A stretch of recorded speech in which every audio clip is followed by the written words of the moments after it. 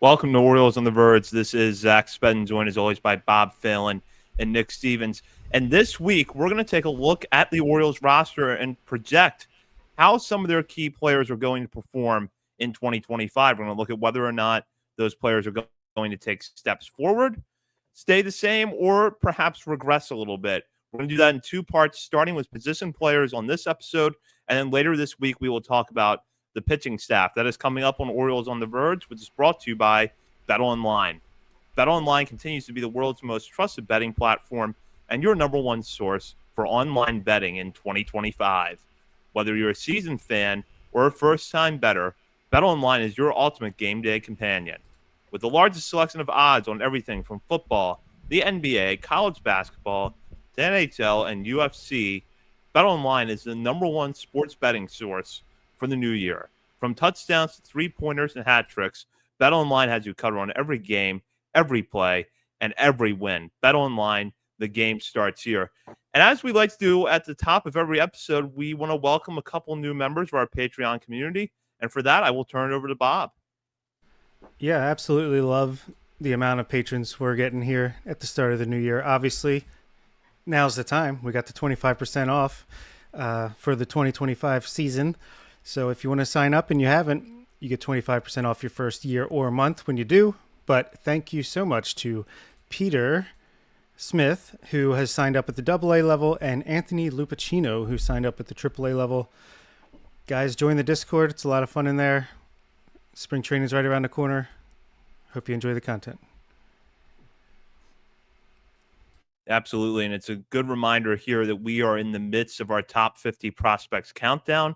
You join in now, and not only will you be able to hear the rest of the countdown, but you'll have access to the episodes we've already done. We're about midway through the 30s now, and we have plenty more coverage coming up, not just for the top 50 countdown, but for the whole season over on Patreon. And that's at the $3, $5, and $10 level, so you'll have access to bonus coverage. Now, we'll get into the main topic of tonight's episode, which is to look at the Orioles roster and try to figure out which players are forecasted for good seasons, which ones might regress a little bit, or might take a massive step forward. And that's one thing that has sort of been lost in the narrative of the Orioles offseason, is that this is still a young team with a degree of volatility, but also a lot of promise, in that there are some players who may take a big step forward in 2025. And the player we're going to start with is one who was under a lot of scrutiny down the stretch last year, and that is Adley Rutschman. Rutschman produced at a very high level in the first half of the season, but as the Orioles struggled over the second half, Rutschman's offensive production took a big dip. And there have still been questions lingering about whether or not he was fully healthy down the stretch, what issues might have played into his second half slump. But we do know that Rutschman, at his best, is arguably the best catcher in baseball, certainly the best offensive catcher in baseball, and that he adds a lot of value to the Orioles lineup. So, Nick, I will start with you. Adley Rutschman, are we going to see more of the same from him? Is he going to take another step forward? Or is the second half a sign of some looming regression? Hopefully the second half is not a sign of things to come. But yeah, something was definitely going on last year. We aren't going to know for sure, obviously, at this point. And if he has a strong 2025, no one's going to care anyway. I've said before as well that I just think it's going to be very hard for Adley to live up to many people's offensive expectations for like his entire career. And especially when his first two seasons, he was one of the top 5 offensive catchers in baseball. You combine his defense, he's quickly become one of the top overall catchers in baseball. Even with his down year last year, he was like top 15, top 20 offensively in most numbers. Projections like him to bounce back.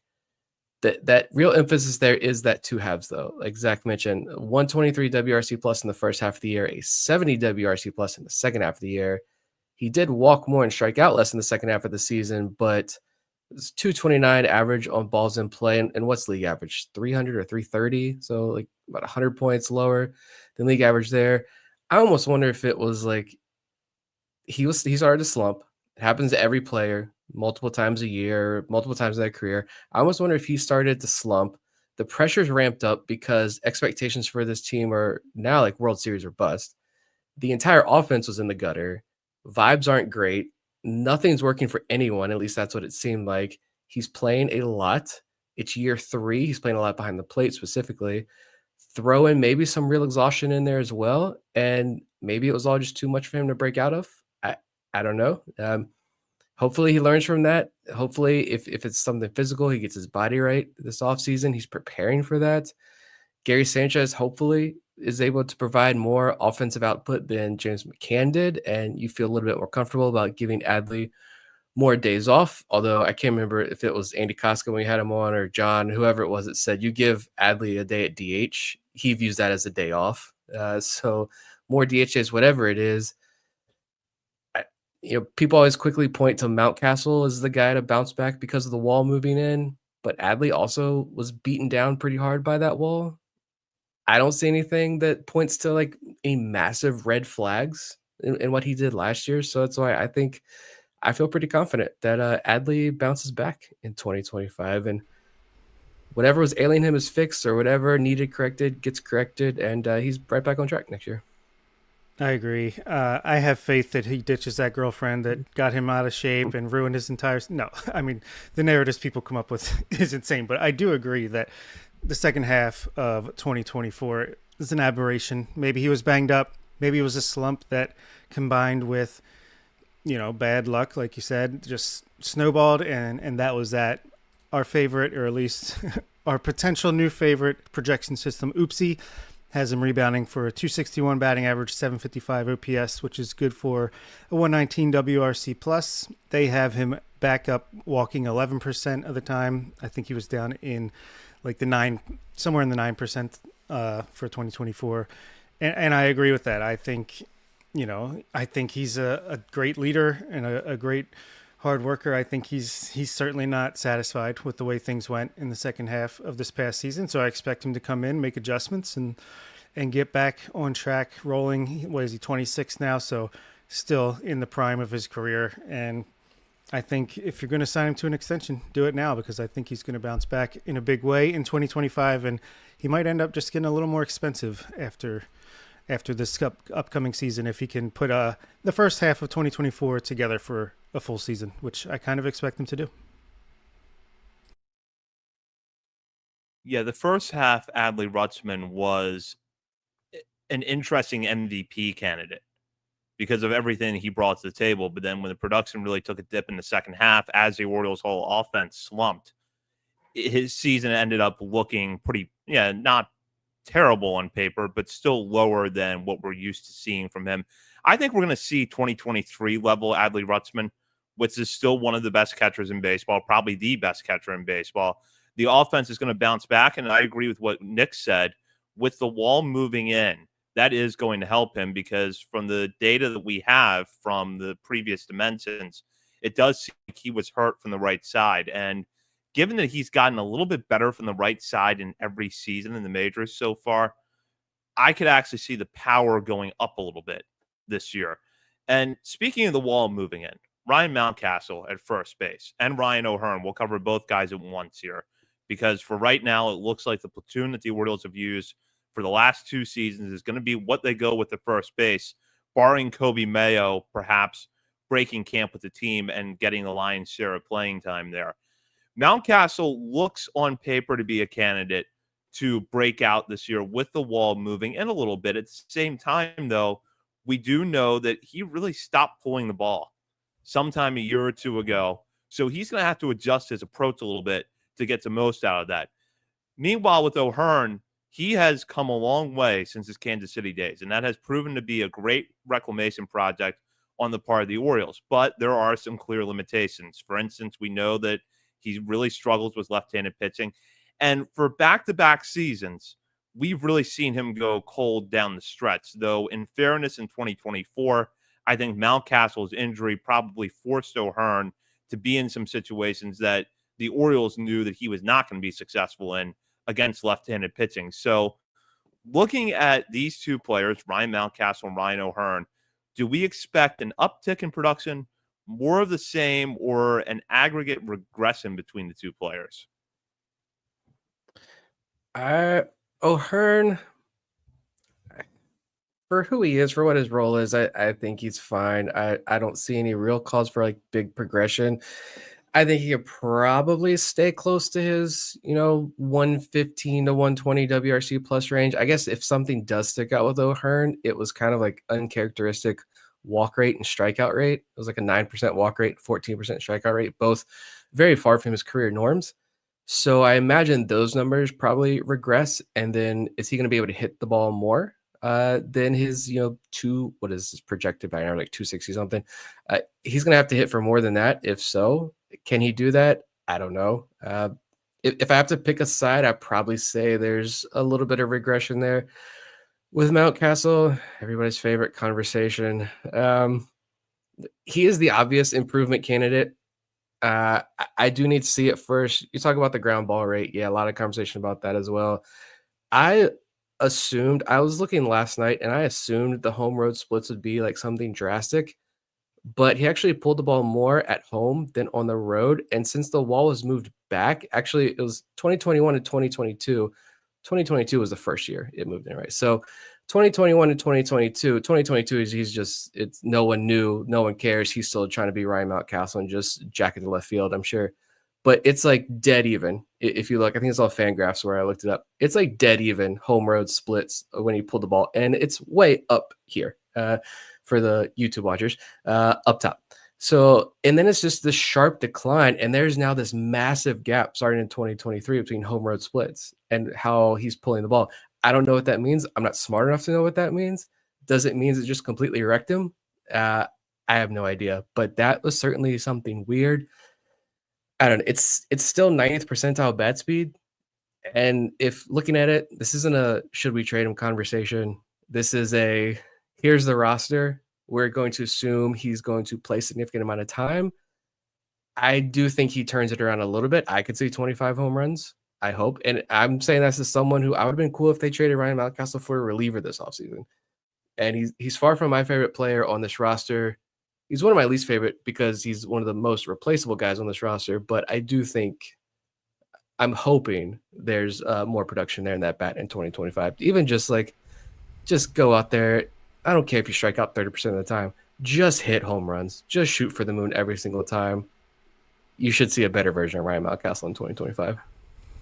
Yeah, we have this debate about Mountcastle in our Discord every other day. And it's like the same points being made on both sides.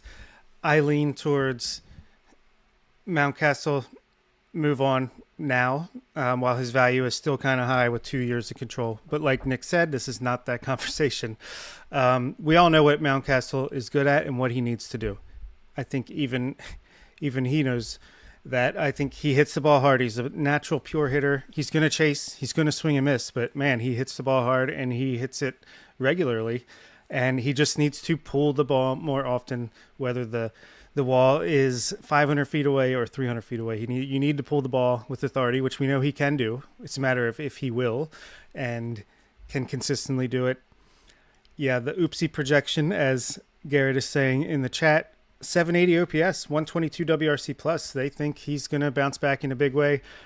I would put my money on a little bit of improvement, but not like shout out Ben and Sterling, not what they would expect to see coming into 2025. I think, yeah, he'll hit over 20 home runs and he'll be a little bit better, but I don't think he's going to turn into this beast. I think he's going to just be a little bit above average offense for a first baseman, and he does provide good defense. So, I mean, it's not like it's a guy we have to get rid of when we talk about trading him. At least for me, it's like there's not many places we can improve on this roster offensively when you look at just the young guys, the prospects, and where can you obviously make an upgrade in first base. Could be one of those, but Ryan O'Hearn, Oopsie has for 757 OPS, 116 WRC plus, so pretty much in line with what he's been the past couple years. It is super interesting and weird that in 2023 when he broke out with the Orioles, it was, he wasn't walking, but he was hitting the ball with more authority, and then last year completely changed his approach. Walks went way up, strikeouts way down, made more contact, but not as much power. Hope for a happy medium. I think he's a really good strong side platoon partner for first base DH. No problem if we move on from him either, but I think he's a solid player to have on your bench for pitch hitting. So I think, yeah, both of these guys, more or less, more of the same, but maybe a little bit better. Yeah, I agree with O'Hearn that we're pretty much going to get more of the same, which is still good. And I made this point at the beginning of the offseason, which is that his team option for this year is good value for what he gives you, which is strong side platoon, production from first base. The walk to strikeout numbers, they might regress a little bit just because they were uncharacteristically high, uncharacteristically good for him. But I think that the overall numbers are going to stay the same. And as long as the Orioles have a reliable platoon option on the other side, they can avoid putting him in the situations where the numbers tell you he's not going to be successful. With Mountcastle, I think that the approach and his health are really going to be key for this season because I'm looking at his expected home runs by park over at Baseball Savant. And I was surprised at how low the numbers were across the board. And this is, not necessarily the best measure to figure out how he would hit in another ballpark, but it gives us some idea.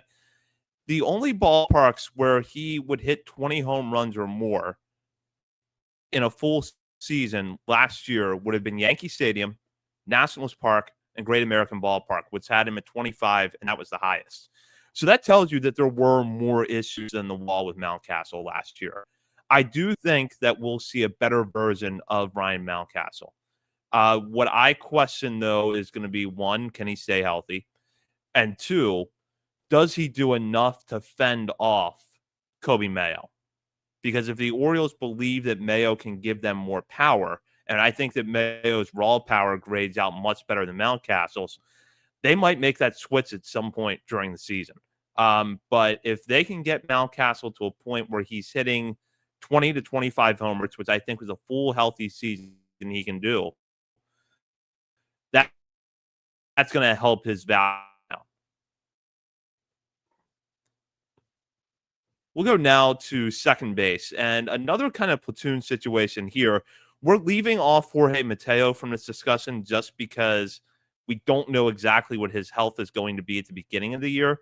So we're going to look instead at Jackson Holliday and Ramon Urias. Urias last year played most of the season with a lot of fans, ourselves included, saying at some point he's got to be DFA'd. Then all of a sudden the production picked up in the second half. And when Jordan Westburg went down with his injury, Urias actually really stepped up and played well. Unfortunately, he had an injury himself just about the beginning of the final month of the season that cost him some time. But overall, Urias was able to get back to typical career level production for him by the end of the season. Holliday, meanwhile, struggled in his first tour through the major leagues, was sent back to Norfolk and came back up in late July and performed a little bit better. And there's some hope that maybe the late season adjustment going with the toe tap in his setup from the batting stance is going to help him going forward. But the projections right now for Holliday across the board, probably looking about a 250 batting average with a 700 plus OPS. So I think we would agree there's another gear to Jackson Holliday, as we talked about last week, but we don't know exactly how much we're going to see in 2025. And with Urias, are we looking at more of the same, or is there going to be maybe a good season or maybe a little bit of regression? I would say I agree with Garrett in the chat that Urias is a great bench bat and someone to have in case of an injury because he can play third base, second base pretty adequately. And when he gets regular playing time is when he plays his best. And that's why I think he's going to be a regression candidate this year. Nothing crazy, but he's not going to get the at-bats, hopefully, if things go according to plan. He's not going to get the amount of at-bats that he got last year or even close with Westburg and Holliday, hopefully continuing for Westburg and a breakout for Holliday, which I will predict in a second. But Urias, I think you'll see closer to a 700 than a 750 OPS when the season's over, but still a really nice player to have.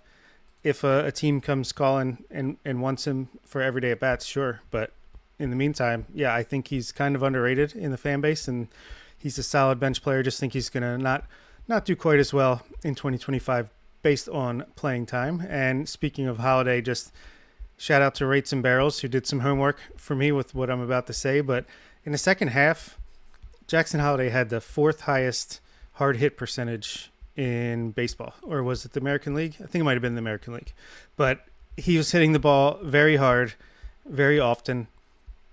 Nothing to show for it, basically, at the end of the day. But we know, and that was what Eno's point, and then Derek Van Riper said, "You're not going to tell me that for the 2 years that Jackson Holiday's been in professional baseball, that all the reports of his hit tool and everything at 20 years old, that they're all false and worth nothing at this point when he just turned 21." So I think we're going to see a huge breakout. Even Oopsie projects him to a 710 OPS, 109 WRC plus. I think that's low. I think he's going to break out in a big way this year. Obviously not Rookie of the Year eligible anymore, but I think he's going to have a Rookie of the Year type of season if he was eligible. And yeah, that toe tap is in, and he's going to toe tap his way to 750 plus OPS, 15 homers, 15 steals, great defense at second base. Yeah, Holiday's the one. And we just talked about him last week, so I don't really have anything new to add. Just the same exact thing I said last week. Is it's that hard hit rate. It was 45%, which is 10% above league average. You look at the rolling average launch angle, it's up and up and up. It's a nice, pretty chart as the season progressed. So he hits the ball incredibly hard, and he started hitting the ball in the air more as when he came back up in his second stint in the major leagues. And he proved for a week there that he could absolutely mash major league pitching. His dad's an unbelievable resource. He was a top prospect in baseball for many reasons. He just turned 21 a month ago. The kid's going to be okay. I think that's one where, because he's so young, but also because we know the adjustments he made, I think I'm okay with kind of bucking the projections a little bit here with Holiday. And yeah, same thing, feeling confident that, maybe he doesn't hit for the highest average. Maybe there's still, when we're talking about Holiday at the end of 2025 season, we're still talking about a lot of growth and a lot of development that still needs to happen. But I just think that power is going to start to shine through this year. And Ramon Arias, yeah, it's, you always see guys, especially like, broadcasters, beat writers, you see Orioles folks on the inside really start to, like, they know the pulse of the fan base. They know who's talking about what. And it's always like when we're bashing a guy, it always seems, there's extra emphasis in the broadcast to be like, man, look at all the great things this guy is doing. And there was a lot of that with Ramon Arias at the end of the year, I remember specifically. And that was the one time, though, where I was like, yeah, you're right. Like, we have been a little too rough on Ramon Arias, because it's a 115 WRC plus in 100 games, highest walk rate of his career, lowest strikeout rate of his career by a wide margin. He was fantastic for what his role was last year. But yeah, I agree with Bob there that ideally we don't see a lot of him in 2025, because I don't like the idea of Westberg being like a bounce around guy, like playing more second base, third base, like moving him around. I really like being able to keep him at third base. I really love, though, Kobe Mayo coming in there and taking over first base reps. And I lost the point that I was trying to make there. Regardless, I agree with Bob that I don't think we're going to see Ramon Arias. Hopefully he doesn't get as many at-bats or opportunities this year. And yeah, you're not going to be able to get much for him in a trade, but he's going to provide value for some organization out there. We said this again last year, but maybe it comes true again this year. We'll see what injuries happen in spring training. You see what teams don't get to fill the holes that they were hoping to fill this offseason. And maybe someone does step up and offer for Ramon Arias after seeing what he did last year. And, best of luck to him if he does get shipped off. But if he's still on this roster next year, yeah, there are very few options out there. I think that I would take over Ramon Arias for that role. Yeah, for Holiday, I think we're going to see a step forward for all the reasons that you guys said. And the projections, although I would be happy if he finished with that kind of season, they are on the low end of what I think his ceiling is for 2025. And with Arias, I think that there's probably going to be 2 months of solid playing time there.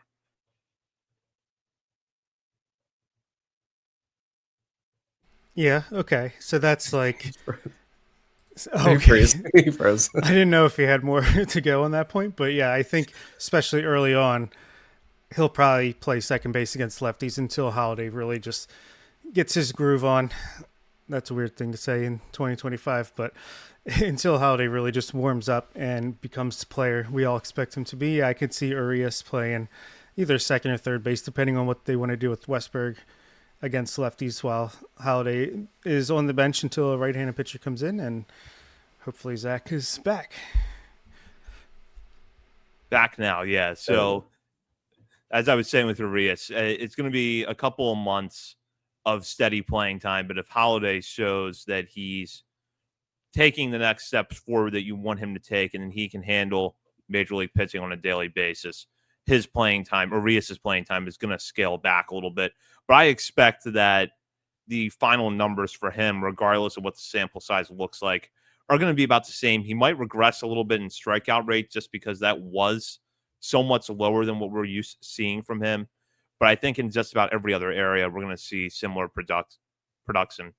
We'll go now to third base. Jordan Westburg, all-star last year, and his injury might have sent the Orioles season going in the wrong direction in late July, because while Westburg does have some flaws when you really dig deep into the data, mainly a low walk rate, he was giving the Orioles pretty consistent production, showing more power than we had seen from him at any point during his short major league career, and providing solid defense at third base to go with that. Now, with a player like that who had an all-star season, I don't think a lot of people saw coming, you could go one of two ways, it feels like. You could either say that was just the beginning, there's another gear to Westberg, and he's going to take a big step forward this year, or he's going to regress a little bit. The bottom's not going to drop off, but the numbers across the board aren't going to really jump up the way you think they might. It's also possible he holds steady, but I'm curious to get your guys' thoughts on Westberg. Do we see another gear to Westberg, or is there some regression coming?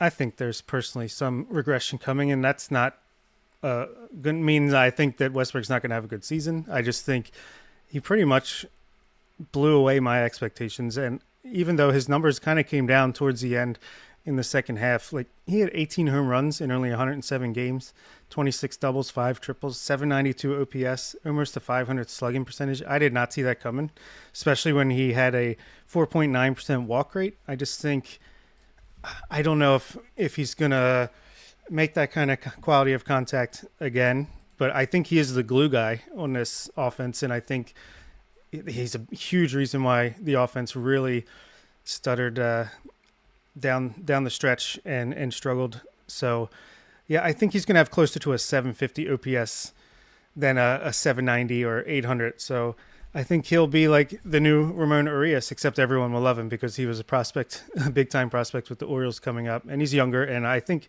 there's definitely room for improvement. I just think he kind of hit like his 90th percentile outcome last year, and maybe he'll be closer to his 50th percentile in 2025.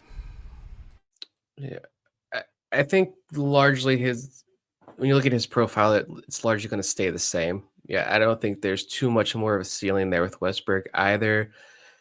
I don't know. I think maybe you stretch his numbers out across a full healthy season, new wall dimensions, year 2, year 3 growth. Can he get 25 home runs this year? I'm gonna say Jordan Westbrook gets 25 home runs this year. Maybe you see a few more walks. That would be nice. But I don't know. Maybe he's going to make some adjustments as well in the way he attacks pitchers, because obviously year 2 pitchers are going to change the way they attack Westbrook next year. So how is he going to respond? And that could cause a few changes in his game. But yeah, he seems just like this is who he is, which is perfectly fine. He's shown that he can be an all-star. He can probably get another all-star game in his career at this rate. I don't know. The power was something that you go back to when he was drafted, and there was questions about, is there going to be power in that bat so he can like take that next leap and become a star at the next level. And he quickly showed that power is there in that bat. That's what's really impressed me so far throughout his career. he was a lot more consistent. That was a big thing. I think all three of us were kind of anticipating when he got caught up to the major leagues, those long slumps, probably even more strikeouts at the major league level, but he was better than advertised. And so I think a full year without the injury, I'm going to say Jordan Westburg gets 25 home runs. Maybe the counting stats improve, but overall his profile is going to pretty much remain the same, I think, throughout his career. Yeah, I think I kind of fall along Nick's line of thinking here, which is that the counting stats are going to improve because he's going to have a full healthy season, but the profile is going to look the same. The thing that for me is the big key with Westberg is the walk rate, because I don't know how sustainable his success is going to be if he's posting a 4.5-5% walk rate. But if he can kind of take what we saw from Anthony Santander during his final few seasons with the Orioles, where he's not going to walk 10% of the time. But if that walk rate can live in the 7 to 8% range, everything else is going to fall into place. You're going to be able to live with that. That's kind of where I want to see Westberg get this year. Is you don't have to walk 10% of the time, but you get the walk rate up to 6.5%. I'll consider that a success. And then take his numbers from last year, put them out over a full season, factor in the wall moving it. I think 25 home runs with a 110, 115 WRC plus is entirely in the realm of possibility for him. Yeah, Oopsie has him as 113. They got, like you mentioned, Santander to walk a little bit more. Ryan Mountcastle was not walking at his rate that he has in the major leagues when he was in the minor leagues. So they got Ryan Mountcastle to do it more once he got to the big leagues. I could see them doing the same with Westberg. Westberg seems like a pretty cerebral guy, pretty smart guy. I could definitely see him making the necessary adjustments he needs to make, knowing that his ceiling probably isn't what Cowser's is. It isn't what Gunner's is, obviously. It isn't what some of his peers is. He's got to work a little bit harder. So maybe, little adjustment here, a little adjustment there. If you can get that walk rate up to 6-7%, that could make a world of difference in his offensive output. So he made me a massive fan. That's all I'm going to say about Jordan Westberg. Like, not that I wasn't a fan of when he was coming up. Obviously, we were Joey Ortiz guys, but we were never anti Jordan Westberg. But man, yeah, it's hard to imagine this Orioles lineup without Westberg in it. Yeah. And to argue against myself for a second, it was clearly intentional, the lower walk rate last year, because I think the team noticed that he has a little bit more swing and miss in his game. So if a pitch is in the zone, he's going to swing early and swing often, because when he makes contact, he makes impact with the ball. And you saw that with the doubles and the home runs and even 5 triples in not a full season last year. So I'm sure he'll make adjustments like Nick said. And yeah, he'll probably be closer to 6 or 7% walk rate and be a little more well-rounded. And he's only going to get better. He's still only, 25, 24. So yeah, I'm still a fan as well, but got to regress some of these guys, Let's round out the infield here with Gunnar Henderson, who had a remarkable year last year, putting up 37 home runs in 159 games to go with an 893 OPS and a 155 WRC plus.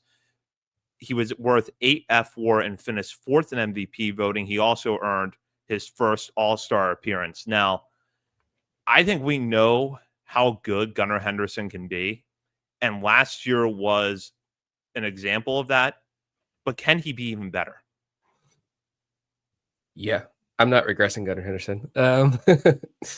And which I think it is fair. It's kind of hard. You're gonna have to nitpick some of these guys. I feel like. Well, I do have one coming up that I feel pretty confident he's going to regress. But I mean, a lot of projections have this Orioles offense projecting to be one of, if not the top offense in baseball in 2025. So Gunnar, though, it's this is Gunnar still has a ceiling yet to reach, and it's probably won't be this year, but the rumblings are going to start. They should. As long as Gunnar continues on this path, when people talk about the legends of today's game, Ohtani, Judge, Soto, Gunnar's name is going to be in that conversation. You saw more walks and fewer strikeouts last year. It's 50th percentile whiff and strikeout rate. Maybe he can continue to improve on that a bit. He did take that massive slide July and August. August in particular he was a league average bat. like just a smidge above league average, barely a 300 on base percentage. It wasn't good. But I think Gunnar reaches his next gear with more experience. Like it's only been 2 seasons. That's it. It feels like he's been playing in this lineup a lot longer, but he only has 2 seasons under his belt. More games, more at bats. He's going to continue to develop that veteran knowledge, that veteran mentality. He's going to continue to get more comfortable in the field as well and progress there. He's the shortstop of this team. He knows that now. I have all the confidence in the world. He's also still an extremely young player that he can progress in the field. I don't see why he can't be a 40 plus home run guy, 9-10 WAR season. He had 37 home runs and was worth 8 WAR last year. So I'm buying an even bigger 2025 with Gunnar Henderson. Completely agree. I think bare minimum he's the same type of player, like around 900 OPS with great defense. He also slumped with the glove around that same time as he slumped with the bat last year. So hopefully he can, find a way to limit those in the future. But again, shout out to Rates and Barrels, who Eno Saris said that he thinks Gunners, and he was talking about fantasy, but I think it applies to baseball in general as well. He's a top 2 or 3 player in the game right now, and he's 23 years old. 23. So I think players don't really hit their peak until 26, 27. So yeah, he's still getting better. I think he's an easy 35 plus homer guy, which is crazy to say, but he hits the ball hard. He has great bat speed, and that's a recipe for home runs.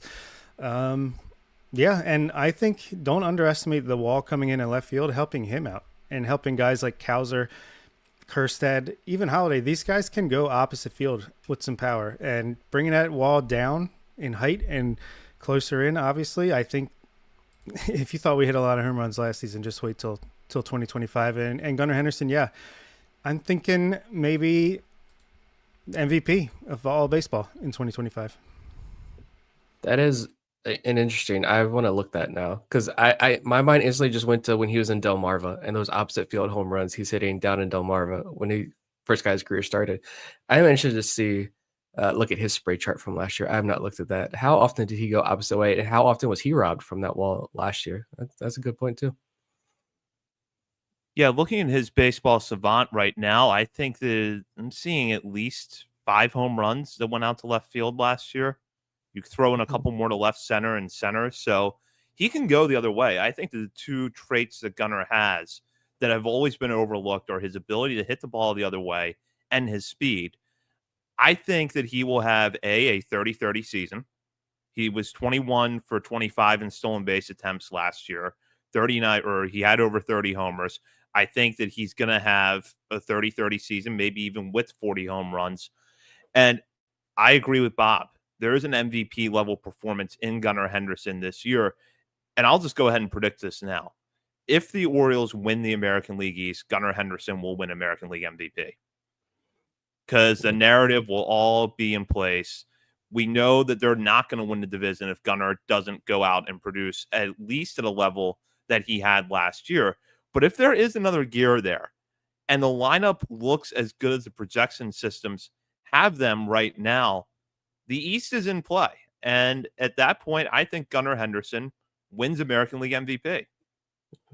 He's also like he's also just a lot of times you see he's like too aggressive and like to his detriment. And it's like he's trying to stretch that single into a double. He's trying to stretch the double into a triple. It's like little things like that where like, yes, keep being aggressive. I don't want to rein him in at all, but it's smarter decisions, I think. And that just comes with time because we're still talking about so many young players on this team, just their second years, their third years. And so with Gunnar, like I said, with Gunnar, I think a lot of that does get reined in, which adds to his game, helps take his game to that next level. When a few of those kind of rookie young mistakes get cleaned up a bit as he learns opponents more, he knows exactly who he can run and who he can't run against and who he can challenge. It just comes with time, and he's getting there. Yeah, I think the area that you're going to see him continue to improve over the next, not just next year, but going forward, just get better and better at is laying off the pitches he can't do anything with. I think you saw the walk rate go up a lot in 2024. I think it's just going to, as pitchers are more and more scared to throw him in the zone, I think he's going to learn to lay off pitches out of the zone more. He's going to walk more, be more selective, and when he does swing, he's going to do more damage. We'll wrap up the position player portion of this discussion with the outfield, and we'll start with Colton Cowser, who finished second American League Rookie of the Year voting by putting together a fine rookie season. It was sort of a peaks and valleys type performance. He got off to a hot start, cooled down for a couple of months, and then kind of kicked it up a little bit at the end of the season. If you take out that prolonged slump that he had over the first half into the second half, he probably ends up winning Rookie of the Year. But that's a separate discussion for another day that we've kind of already kicked around. How much better can Colton Cowser get this year, or are there maybe some signs of regression here? Better. Extend this man immediately, because I think he's low key. If Jordan Westberg's the glue guy and Gunner's the MVP and Adley's like the leader, I think Cowser is like, I don't know, the Scottie Pippen, I guess, of if you want to do this comparison. Like, I think he's going to be a huge, huge piece of this Orioles franchise going forward. I think he's amazing in the clubhouse. Everybody loves him. He's a great player. He's got great defense, can play left, center, right. He's got a great arm. He has more power than Heston Kjerstad, raw power. I think that goes untalked about, not enough. I think he's only 24, but 25 by the time the season starts. I think he's still getting better. I think with Cedric Mullins being in his final year under contract, and we don't know who, if any, of the Enrique Bradfield, Vance Honeycutt, Judd Fabian, et cetera, you can plug him in at center field if you need to. And if one of those guys comes up and hits and becomes the players we think they could be, he can go to left field, right field. I think he's got a 30-homer season in him. Maybe not this year coming up, but I think he's got multiple 30-home run seasons in his career. And I think the narrative around him, it's like so weird, because you got the milkman sections, like the huge Cowser fans, and then you got the guys who think he's so overrated because he strikes out a lot. But he's a five-tool player, and I think we've only seen the worst of him so far, and I think he's just going to continue to get better. So I'm big up on Cowser. I mean, he's been a polarizing player from the moment he was drafted, and that's just not even among Orioles fans. That's among the national media and people who follow the draft. They didn't like the pick. People hated him when he was at Aberdeen. We've gone on the rants before. People hated him when he first came up to the major leagues because they thought he sucked, and now he finished second place in Rookie of the Year voting. He does have a lot of holes and glaring issues, but to see his growth last season, I think he deserves way more credit than what most are willing to give him. Yeah, the numbers with running and scoring position weren't good. He hit fastballs extremely well and started seeing fewer of them as the year progressed, because teams figured out, hey, he can really hit the fastball. Let's stop throwing it to him. And on breaking balls and off-speed pitches, he had a 40+% whiff rate on both types of pitches. And I think especially on, I think it was the breaking balls, where his actual results far exceeded his expected numbers on breaking balls. So like that could be a sign where if he doesn't improve there, then in some aspect of his game, yeah, you could maybe see a little bit of regression. But I just look at the wins he had last year. 24 home runs. There's more in the tank, like Bob said. He hits fastball as well. He proved to everyone he can play center field. 96 percentile in outs above average, 96 percentile in arm strength. I'm excited to see what year two brings. Like, can he maintain that growth from last year while also improving in other areas of his game that drastically need to be improved? And that's kind of scary when we can sit here and pick out a couple of things with Cowser that are big holes that drastically need to be fixed. Yet you see what type of player he was in year one. That's fun. It's exciting to dream on what he can become. Like I think based on the growth and development he showed last year as a whole, I think it's fair to be pretty optimistic about what he could show in 2025. Yeah, I think that he does take a step forward this year. The key thing is going to be preventing the prolonged slump that he had last year. And players are going to go through slumps. There's no getting around that. But I think you want to see the worst not be as bad and not last as long, because that's really going to be a big thing for him. And the other one is he just has to get better on the off-speed pitches, like Nick said. In particular, the changeup was a pitch that he really struggled with last year. But keep in mind, this is a guy who has been tested every point in his career and has managed to always find a way to get better. So I could see batting average goes up maybe 10, 15 points, which I know for some people still isn't going to be enough, but it's going to be pretty good. Comparable WRC plus, so around 120 with maybe closer to 30 home runs. Maybe he doesn't get to 30 this year, but I agree with Bob. The raw power is there for him to have a 30 homer season at some point in his career, and he's in the right ballpark to do it. So it might not happen in 2025, but I think he at least takes a step towards that. Let's go over to center field now. Cedric Mullins, now the longest tenured Oriole, entering a contract year.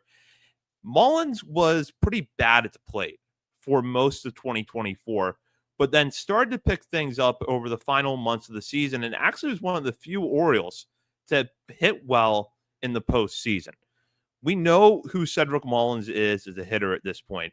Very streaky, struggles against lefties, might strike out a little bit more than you would like, but when he's locked in, he's going to make good, hard contact, especially against right-handed pitching, and he provides a lot of value with his speed and his defense. What do we see from Cedric Mullins in his contract here? Do we see an Anthony Santander type of situation where he puts together great numbers? Or do some of the worrying signs from 2024, which we'll get into in this discussion, point to a step backwards for him? The problem is he can't hit lefties like at all. So he's basically a platoon, strong side platoon given, and I think the last 3 years he's had a 108, 99, 105 WRC plus. So he's going to be like an average to slightly above average bat. I think he stays around that. And while I've argued in the Discord that that's a reason to upgrade on Mountcastle, but that's at first base. This is a center fielder with great Gold Glove caliber defense, can come in late in games as a defensive replacement, pinch runner if you're facing a righty. So I think he stays roughly about the same. I think maybe slight regression just to a flat 100 WRC plus.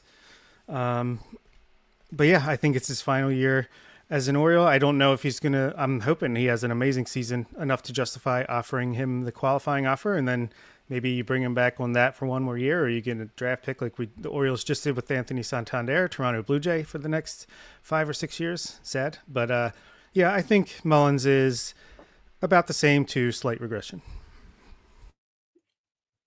I will preface this by saying I have a ton of respect for Cedric Mullins, and go back to his college days. He wasn't supposed to have this type of career. You go back to, remember, he made his major league debut and then gets sent back to AAA. He goes back to AA. We talked about this a lot. The body language was some of the worst I'd ever seen. Watching him when he was down there back in Bowie, to see him climb his way back up and have a 30-30 season was unbelievable. And he did have a bit of a bounce back in 2024, but I think he regresses pretty hard this year. This is going to be my pick for regression here. He was like bottom 20% of the league in most categories. He's now 30, which isn't a death blow, but it's when you need to start paying attention more to the marks of decline. He's bottom third of the league in bat speed. I don't know what his 2023 number was, but 2024, it was not good. The max EV was way down last year. The hard hit percentage was way down last year. Bob talked about the lefties. A 506 OPS against lefties is atrocious. I do think this is it for him in Baltimore. The speed and defense are going to keep him in the lineup. They're going to keep him. He's going to be a valuable player to this roster in 2024. But I just don't see anything that stands out to me as like continued progression from last year. Maybe he can, if all goes well and he does stay the same offensively and keeps giving you the speed and defense. Fantastic. Unbelievable. That's what I hope happens. But if I've got to pick a guy that's going to like regress, I think Cedric Mullins is my pick here. I agree, unfortunately. It's just when I look at the underlying factors behind his performance last year, I don't think it's a fluke that he really didn't hit for most of the season. I think there are some really worrying signs here. His speed and his defense will keep him in the lineup, and it will give him a roster spot for the full season. But when I look at how slow the bat speed is, and to your point, Bob, he cannot hit lefties at all. And when he gets into a slump, that issue becomes even more glaring. And it's kind of why I think that the Orioles outfield situation might not be entirely settled, because I do think they're going to need another right-handed bat to supplement that issue, because we know that Mullins can't hit left-handed pitching, and it's going to be a problem for him this year. The best case scenario, I think, for Mullins is maybe something close to what he did in 2023, which will give him a nice little boost going into free agency. But yeah, I agree. I just think the bat is, it's hard across the board to be much worse than Mullins was last year, but I don't see him getting better. And I think that production is going to look similar to how it did last year. No, that's why, like you mentioned the outfield situation maybe not being settled. I think that's why the Orioles, other than Michael Elias's infatuation with Daz Cameron, I don't know what's going on there with that relationship, but they are pretty tight, it seems like. But you look at the numbers, and I think this was what kicked off the Substack, the weekly articles up on Substack. I don't know why, but this is what triggered me wanting to write again. Here we are, Daz Cameron against lefties, 253 average, 337 on base percentage, 817 OPS. And that was in pretty 75 at bats, I think that is. Yeah, 75 at bats with Oakland at the major league level last year. Those aren't his numbers in Norfolk. Like, he's got speed. He plays all three positions as well. Hopefully he's got to show it in spring training, but I do wonder if somehow Daz Cameron does make this roster.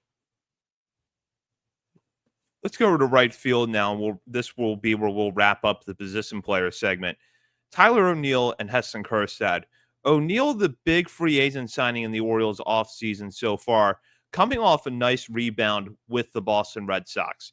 Now, there were some things in there that were a little bit concerning, such as the fact that he struggled against right-handed pitching and that his defense took a step back from the Gold Glove level that it had been during his time in St. Louis, but nonetheless worthy of the contract that he got from the Orioles.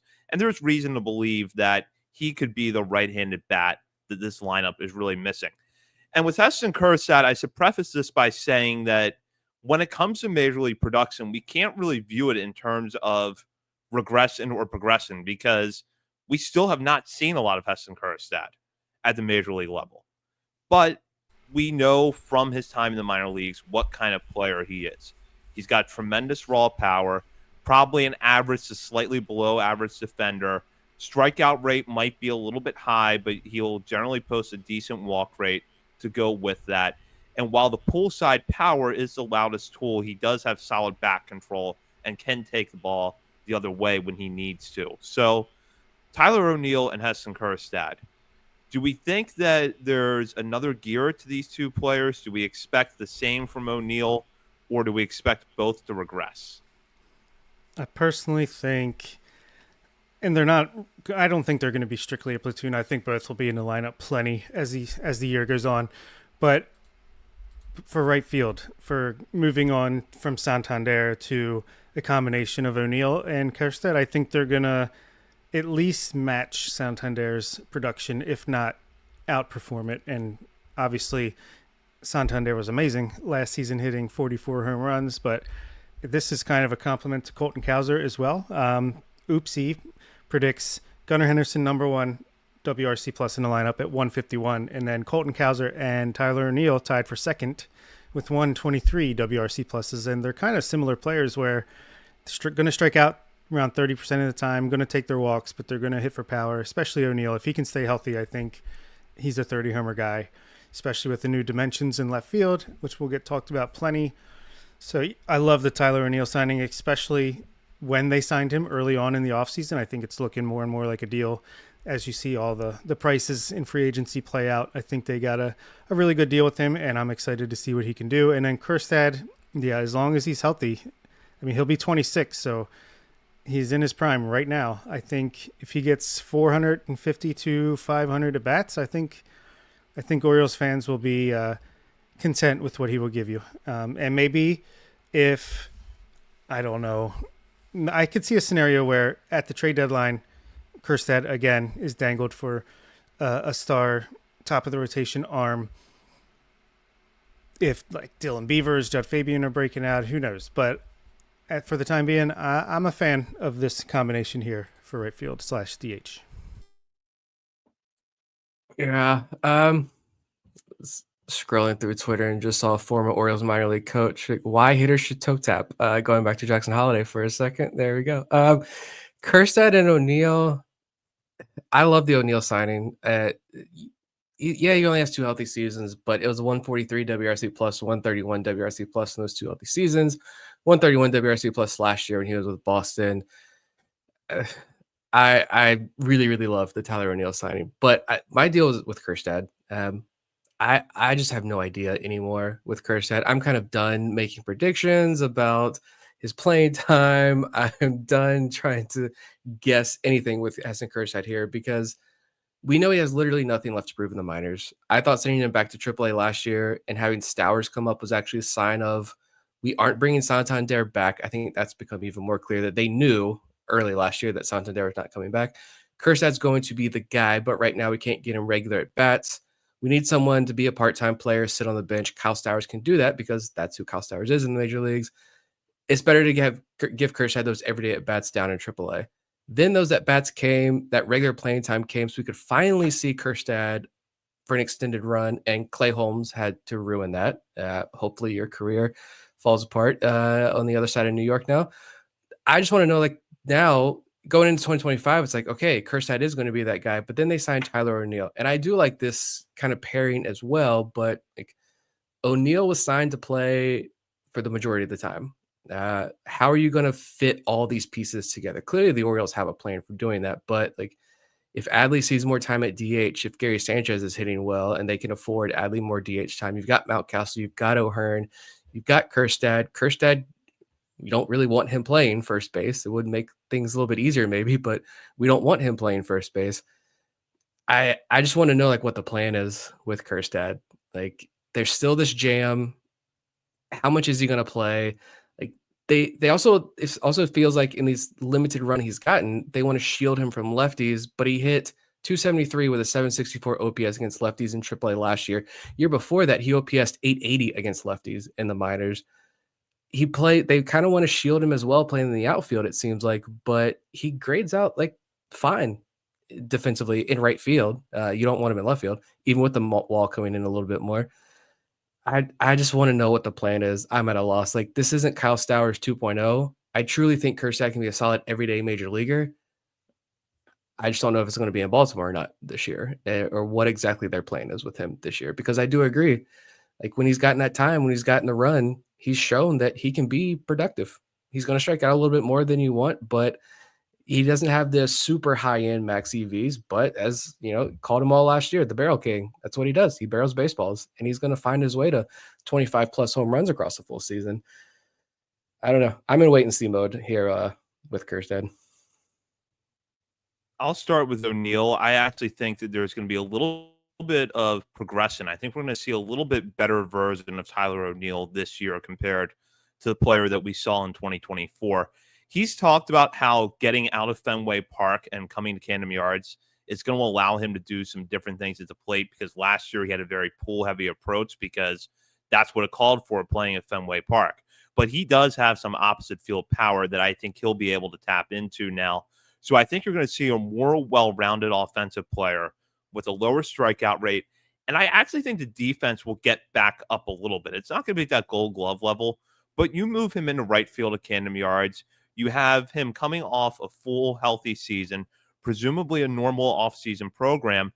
And I think that he probably grades out as a slightly above average right fielder next year with a plus arm. So I think O'Neill's overall value this season is going to be higher than it was in 2024 when he was still pretty good, 2.5 F4. I think that number goes up a little bit.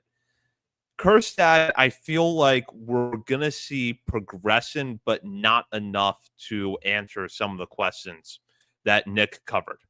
I know that there are some people who look at Kerstad and believe that there's maybe a Kyle Schwarber type player in there. There are others who maybe think he's not going to be much more than a platoon guy or an up and down guy. And I just have this sense that maybe because he'll be slow played a little bit early in the year, or he's going to lose at bats to O'Neill and possibly Mountcastle or Hearn and Mayo as we get further into the year, that he's not going to get a ton of playing time. So what we're going to see from him over, let's say 300 plate appearances is not going to be, 300 to 400 plate appearances, somewhere in there, is not going to be enough for us to come away and say, okay, Heston Kjerstad is the Orioles' everyday right fielder for the next 5 years, or they better trade him now before the value gets worse. I just feel like we're not going to have a satisfying answer to those questions. And with that, that does it for the look at position players. We're going to forecast the Orioles pitching staff, including the rotation and the bullpen, later on this week. In the meantime, you can check us out on our many social media channels, including Facebook, Instagram, Threads, Blue Sky, TikTok, and YouTube. We're also over at Substack, OriolesOnTheVerge.substack.com. And while you're browsing around the internet, be sure to head over to our Patreon community and sign up to become a member today at the $3, $5, or $10 level to have access to our top 50 prospects countdown, which is currently underway, and for bonus coverage throughout the season. For Bob Phelan and Nick Stevens, this is Zach Spedden. You've been listening to Orioles on the Verge, presented by BetOnline and part of the Believe Podcast Network. Welcome to Orioles on the Verge. This is Zach Spedden, joined as always by Bob Phelan and Nick Stevens. And on tonight's episode, we're going to continue our projections of the Orioles roster by going over the pitching staff. Earlier this week, we broke down the Orioles lineup and went around the horn as we projected the seasons for their position players. We're going to do the same tonight with the pitching staff, including their possible starters, as well as their bullpen arms. And that'll be on tonight's episode of Orioles on the Verge, which is brought to you by BetOnline. BetOnline continues to be the world's most trusted betting platform and your number one source for online betting in 2025. Whether you're a seasoned fan or a first-time bettor, BetOnline is your ultimate game day companion. With the largest selection of odds on everything from football, the NBA, college basketball, to NHL and UFC, BetOnline is the number one sports betting source for the new year. From touchdowns to three-pointers and hat tricks, BetOnline has you covered on every game, every play, and every win. BetOnline, the game starts here. Now, to this point, the Orioles have not gone out and acquired a top of the rotation arm this offseason. They have filled some spots lower in the rotation, but the top of the rotation right now is still sort of an open question for this team. And if they go into the regular season with this group, your opening day starter probably will be Zach Eflin, who was excellent for the Orioles after coming over in a deadline deal from the Tampa Bay Rays last year. And Eflin has been a solid arm throughout his major league career, but he took a huge step forward in 2023, his first season with the Rays. And although the 2024 season was not quite up to that level, it was still another really good year from Zach Eflin. So let's start with Eflin. We're going to see a better version of Zach Eflin in 2025, about the same, or is there going to be a little bit of regression? And I'll let Nick start this conversation. I actually think, excuse me, we see a better version of Zach Eflin, and that's saying a lot because we saw a really good version of Zach Eflin last year. I don't think he's going to be able to ever repeat the year he had with the Rays, but that's what the Rays do. Eflin's he's been a tinkerer his entire career. Like he ditches pitches, he adds pitches, he changed his arm angle, I think, a little bit in 2024, even. So I'm curious to see what changes he makes this offseason. He did just do an interview like a week ago. I can't remember where I read this, so apologies. But he talked about how all those conversations about changes to his arsenal, his usage, all those conversations about what changes they want to make for 2025 are being had with the Orioles right now. I'm sure they'll implement something new. The Orioles already, not surprisingly, made his cutter way more effective after the trade. The curveball wasn't nearly as effective last season as it's been in the past, so maybe that's an area that they can improve on. I don't think he's going to have a 5-WAR season like he did with the Rays again, but 3.5, 4-WAR season, contract extension in 2025 all sounds pretty good to me for Zach Eflin. Yeah, I would love like a 2 or 3 year extension on top of 2025 right about now for Zach Eflin. Sounds about perfect for everybody involved, but we'll see what happens there. If you just look at his numbers with the Orioles, after the trade. In 55 innings, he had a 2.60 ERA. I think he's going to regress from that because his FIP was a little more than a run higher than that. So I don't think that good luck will go. But I think he'll pretty much stay the pitcher he has been the past few years outside of the 5-WAR season, like Nick said. Oopsie has him throwing 177 innings at 3.92 ERA with 2.7 WAR. I think he'll do a little bit better than that. He doesn't walk anybody. Orioles are going to tinker, like we've talked about it. They made some changes, like drop the 4-seam fastball versus lefties and only throw sinkers. I don't know. They made some changes along those lines last year, and like Nick said, I think they'll continue with Eflin and all their pitchers to just make slight adjustments to improve them. We have great pitching development here in Baltimore. Don't let anyone tell you otherwise. But yeah, I think Eflin, around a 3-WAR player, mid to like a 350 to 375 ERA, 180 innings. Let's go. Workhorse. Extend the man.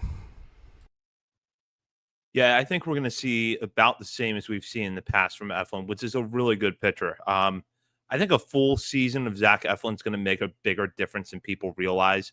And while I agree he's probably not going to pitch at the level that he did after the trade, the projections, I think, are skewing a little bit high on the ERA. And when you look at the adjustments the Orioles can make, the cutter is a big one, and I think that's going to be a big pitch for him next year. But I'm really curious to see, do they either improve the curveball, which took a step backwards last year, or does he ditch that and throw his sweeper more?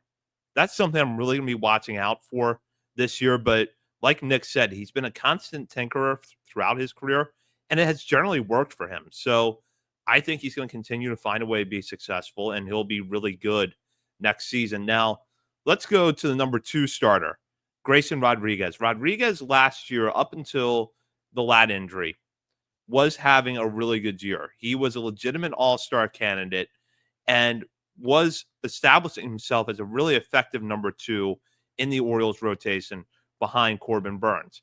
That said, because Rodriguez has now had a lat injury in 2 out of the last 3 seasons, there are a little bit of concerns about whether or not he can stay healthy or how he's going to recover from the second injury, which it looked for a time like he would be able to get back on the mound in 2024, but he ultimately didn't.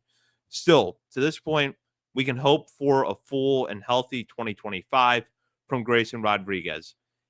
What do you guys think we're going to see this year? Does he continue to get better as he did last year? Does he regress a little bit, or has he maybe already kind of hit his ceiling? Which would be good, but maybe not the expectations everybody had for him. I have heard so many people be down on Grayson Rodriguez this offseason that I really don't understand it. Comments like he can't stay healthy. Like, I get it. He's been hurt the last couple of years, but it's not an arm injury, knock on wood. Don't want to jinx that. But, I mean, these are kind of injuries that are random. Obviously, the lat injury 2 times in a row. Let's try to strengthen the lower back there or what have you. But I think people forget how young Grayson Rodriguez still is. This was the top pitching prospect in the game 2 or 3 years ago, a top 10 prospect overall. He just turned 25 years old over the offseason. I have a bold take that I was going to say for season predictions. I'll say it now and I'll repeat it then. I think Grayson Rodriguez is a Cy Young candidate in 2025. I think he's going to have an outstanding season and prove to people why he was so highly regarded coming up to the major leagues. And pitching development is a beast. It's tough. We saw it with Kyle Bradish. Like, you can be really good, show flashes. It takes a while for pitchers to really mature and get their command and their pitch sequencing right. So Oopsie has him 160 innings, 3.43 ERA, 3 WAR. I think he's even better than that. I think he's going to push for an ERA in the low 3s. I think he's like a 4+ WAR pitcher in 2025. I think Grayson is going to be like, you didn't need to acquire an ace because I've developed into one. Here's some numbers that back that up. Since Grayson Rodriguez returned from his AAA reset year before last, he's made 33 starts in that span, a 3.35 ERA, a 3.31 FIP, 25.5% strikeout rate, just a 7% walk rate, and for the old school folks, an 18-6 record, which is pretty good. So in that span, he's also ranked 29th in WAR, and he is one of 3 pitchers in the top 30 who don't have 200 innings. And he still ranked top 30 there in total WAR. Let me see. The other 2 pitchers who don't have the 200 inning threshold there are Garrett Cole and Blake Snell. I think he can, if he had 10 more starts last year, how high up that list would he rank? I think a lot higher. Obviously, top 20 in the game. Could he be a top 15, 20 pitcher in Major League Baseball? Probably. I think that ceiling is not out of question. Yeah, he does have to stay healthy, of course, get more innings under his belt, but I think he could establish himself as one of the top pitchers in this game as long as he does have a full season here. And yet, I think, is he going to be like a true ace in a sense of, a true ace? I don't know. Is he going to super live up to those expectations some people had on him when he was the top prospect in baseball? I don't know, but I think he can get pretty darn close at this rate based on from what we've seen so far. Yeah, I agree. Now, let's imagine an alternate timeline where Rodriguez has a full, healthy 2024 season. He makes a start in the playoffs. You look at the numbers he was putting up before the injury, and the narrative around the pitching staff right now, I think, would be a lot different because it would be seen as the baton is being passed from Corbin Burns to Grayson Rodriguez. That's how good Rodriguez was last year. We can run off any numbers here to fill that out, but you look at the strikeout rate, the walk rate was very good. 26.5% strikeout rate, 7.3% walk rate, a 3.66 FIP before the injury. He was having a really good year. And I think that as long as he is healthy in 2025, he's going to get even better. And I said earlier, a couple episodes ago, that I think he'll finish somewhere in the 5 to 7 range in Cy Young voting this year. And I really believe that as long as he is healthy, he will be able to do that. And now let's go with the rest of the rotation. I think we'll kind of take this in clumps with Charlie Morton, Dean Kramer, Tomoyuki Sugano, and Cade Povich. Players in much different places in their career. Morton has been around a long time. We know what we're getting season after season from him. Kramer has had his ups and downs, but generally been a solid pitcher for the Orioles in their last 2 playoff runs. Sugano, 35-year-old coming over from Japan, doesn't have the electric stuff that he had earlier in his career, but can locate a pitch just about as well as anybody. And then you have Povich, who didn't quite have the success that Rodriguez had after his AAA reset last year, but was a better pitcher his second time around the major leagues than he was that first time around. That said, we know that there are a lot of questions about Povich, particularly with the quality of his fastball. So let's just kind of take these pitchers one by one here with Morton, Kramer, Sugano, and Povich. Do we see them progressing, regressing, or staying about the same? I can lump Kramer and Morton kind of together pretty quickly and just say they are who they are. Like perfectly fine back of the rotation arms. I do think the Orioles probably identified some small tweaks to Charlie Morton. The guy is 58 years old, so we're not making any overhaul here, but some small tweaks just keep him effective for another year and be that guy where pray he stays healthy. He's going to give you, 150, 160, 170 innings maybe. Low 4s ERA, mid 4s ERA, be fine. Kramer concerns me a little bit more just because we love to feel so good about right-handed hitters rebounding and having bigger seasons because of the new wall dimensions. But what about the pitchers? And with Kramer's given up 45 home runs the last 2 seasons. That's 30th most in baseball. And that's 14 more than second most on the Orioles, which is Grayson Rodriguez, he ranks second just among Orioles pitchers there. I don't know. I do think Dean Kramer is the guy that I'm watching a little bit more closely as like a pretty significant regression candidate. And then Sugano, I got a little bit more on Cade Povich, so I'll throw Sugano in there, and then you guys can discuss Sugano. I don't know if we brought up this piece, but John Mioli, he doesn't tweet, so I completely miss his articles. John Mioli had an article about Sugano a couple weeks ago here, and he cited some other pitchers who came from overseas without high-end velocity, Hiroki Kuroda and Hisashi Iwakuma specifically. And when he looked at more recent guys like Yamamoto, Imanaga, and Kodai Senga, the trend was decreased call strike plus whiff rate percentage from their Japanese numbers. And Sagano's call strike plus whiff percentage in the NPB matched Corbin Burns last year. Burns ranked second among Orioles pitchers for reference. So if you regress that, he can probably be about Zach Eflin level of call strike plus whiff percentage this year. Basically, when you regress some of his NPB numbers, like Sagano is going to beat Zach Eflin. Is basically what I got from this article, but not that great. But the 50th percentile outcome that Mioli cites, Sagano is a 1.8 WAR pitcher, a 3.99 ERA. If Sagano gives me that, I'm ecstatic. I am over the moon happy about that. I am very curious to see. The point John also makes with Sagano, though, is there have been multiple examples of guys coming over from Japan without premium velocity and that elite command that Sagano has, and they have been able to craft out perfectly fine careers in the big leagues for multiple seasons. We don't need Sagano to do it for multiple seasons, obviously. He's only on a 1-year deal and he's 35 years old. But I think the Orioles can extract kind of maximum value here out of Sagano in 2025. I guess I got to start with Sagano because I was going to say I think he is going to be Zach Eflin light. Like, I don't think he's going to be as good as Zach Eflin. So thanks, John, for stealing my thunder.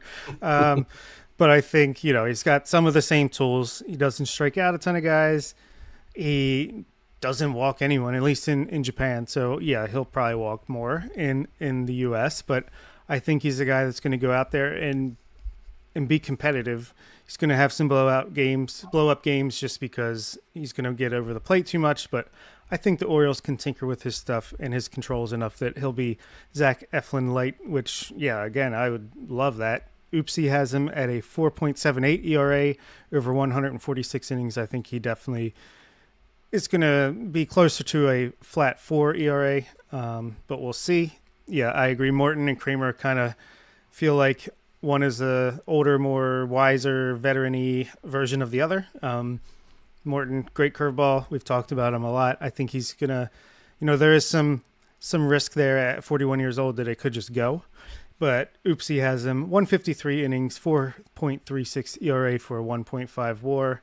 I think that sounds about right to me. And Kramer, I think probably around the same, but at the same time, I think there's a chance he regresses pretty hard with the left field wall moving in. I know he definitely was saved quite a few home runs by that wall in his starts at Camden Yards. He's a fly ball pitcher, but I also do think that he's a tinkerer as well, and he's added that splitter that's really nice, and he's had some pitch mix changes. So let's just call it even and say he stays the same. And the last one was Cade Povich. I'm all aboard Cade Povich not being a Bradish or a Rodriguez, top of the rotation type potentially, but I think he could definitely carve a role into at least cementing his part in the Orioles rotation moving forward in 2025, maybe be a middle of the rotation starter.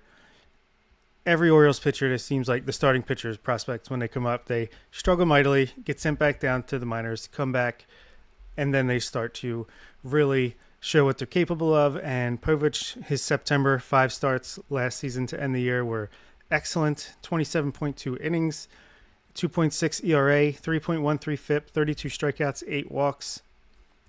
I don't think that's going to be him on a daily basis or a start-by-start basis anytime soon, but that just shows you the potential that he has. So I'm a big fan of Povich moving forward.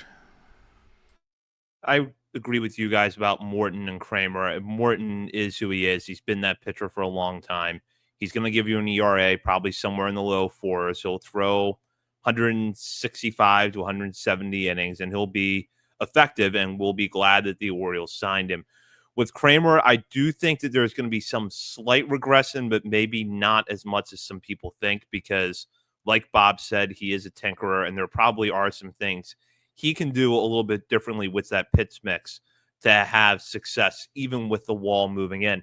And I've been on record defending Kramer for a long time, and not that I think that he's much better than people believe him to be, but the point I've made before is that I think Orioles fans are harder on Kramer than they would be if he pitched for another team because they live with the highs and lows.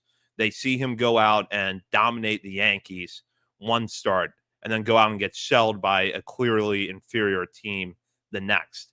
And if you just looked at his numbers when the season ended, you would think, oh, that guy is a solid 4 or 5 for a contending team, which is exactly what he is.